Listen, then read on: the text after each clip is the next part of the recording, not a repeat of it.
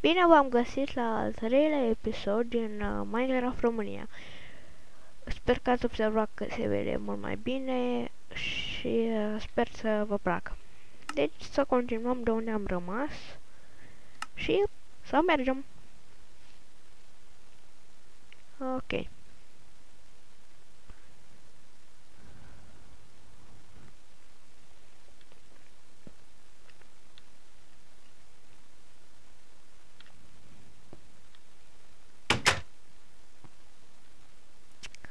Ar trebui să verific ceva pe aici, pe afară. Nu văd soarele. Ok, e dimineață. Bucuria mea.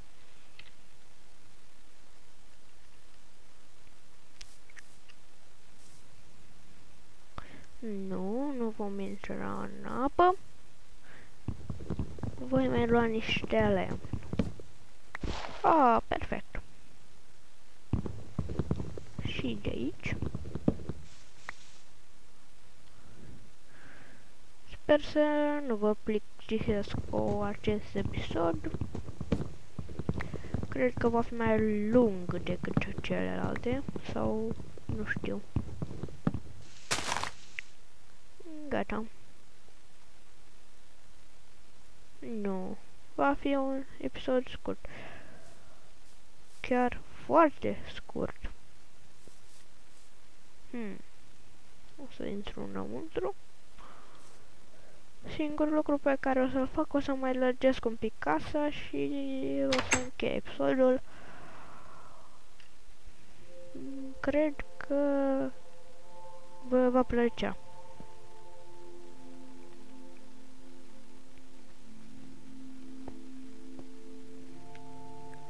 Da. O să-mi lărgesc casa în partea aceasta. Wow! Mi s-a rupt. Eram sigur. Sper să nu dea afară. Cărbuni! Super! Aveam nevoie. Ok. Cum spuneam, exact de ce mi-era frică. Că dă afară. Să asupăm la loc partea asta. Perfect. O să continuăm să săpăm pe aici. Ca să iau cărbunele de care am nevoie. Și să verific ceva. Țineți minte că dățile trecute am jucat pe modul pașnic. E bine, acum vom juca pe modul normal, chiar dacă vom întâlni zombie. Ce-am făcut? Nu... O mică greșeală, îmi pare rău, dar nu e problemă. Gata.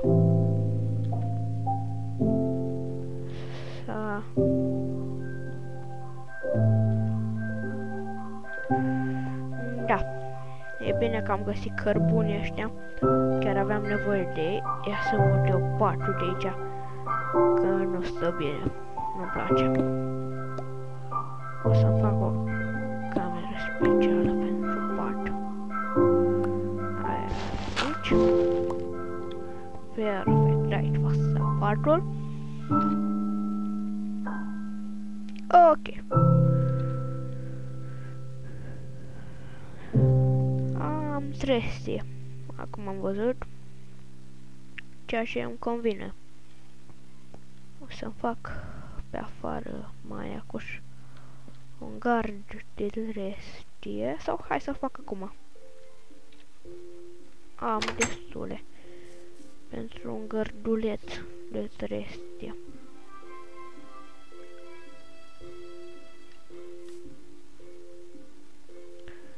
Haide.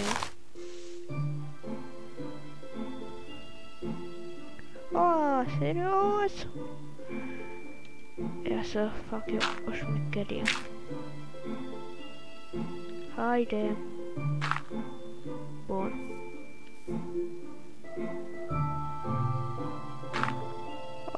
Ok. Aici o să...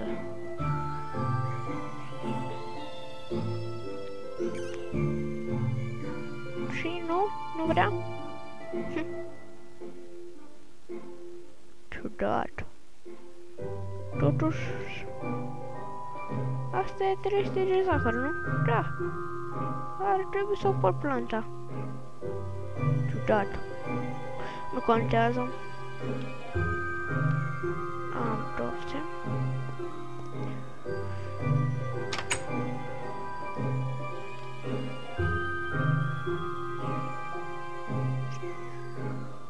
Peste ceva timp voi avea nevoie... Gata, știu ce fac. Sper să nu vină noaptea. Flori, flori, flori. Uite niște flori.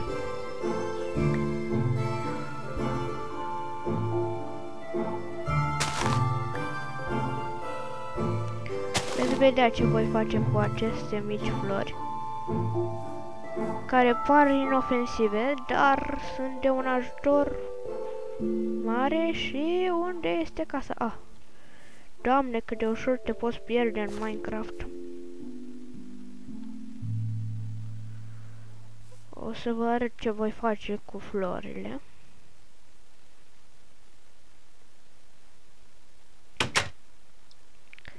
Ok.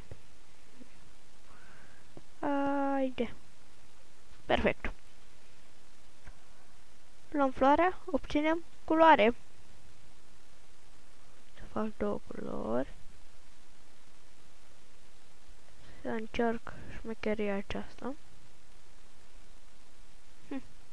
Ciudat. M-am gândit că poate îmi vopsește cumva, deși nu prea cred. Nu. Nu cred că poate vopsi. Nu poate vopsi scândurile. Păcat. Sau să încerc. Sper să nu o folosesc prea repede. Acolo. O să încerc.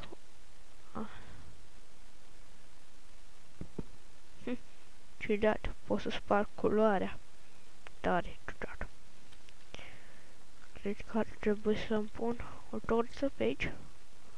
Nu e nevoie. Era bine dacă mai erau mai mulți cărbuni. Dar eu pot să mai sap și în partea opusă.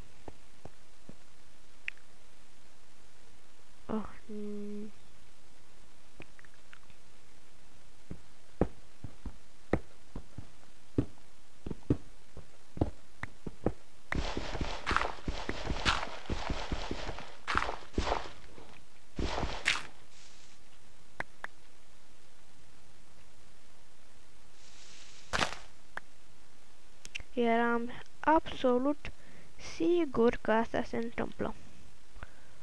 N-aveam nici o îndoială. Și am avut dreptate. Perfect. Așa. Să ne întoarcem. Se pare că doar cu atâtea cărbuni ne-am ales.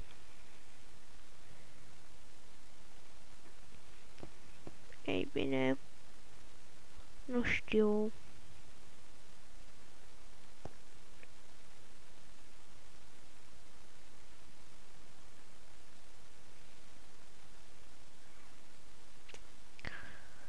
Să mai sap în partea aceasta. Aici. Da.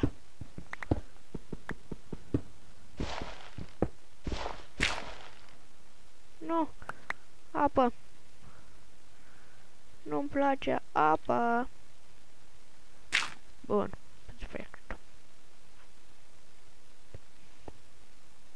Cred că... Da. Voi închide acest episod. Sper că nu v-am dezamăgit făcând-o atât de scurt, dar am spus că va fi din start că va fi unul scurt și că nu voi face multe lucruri. Pa!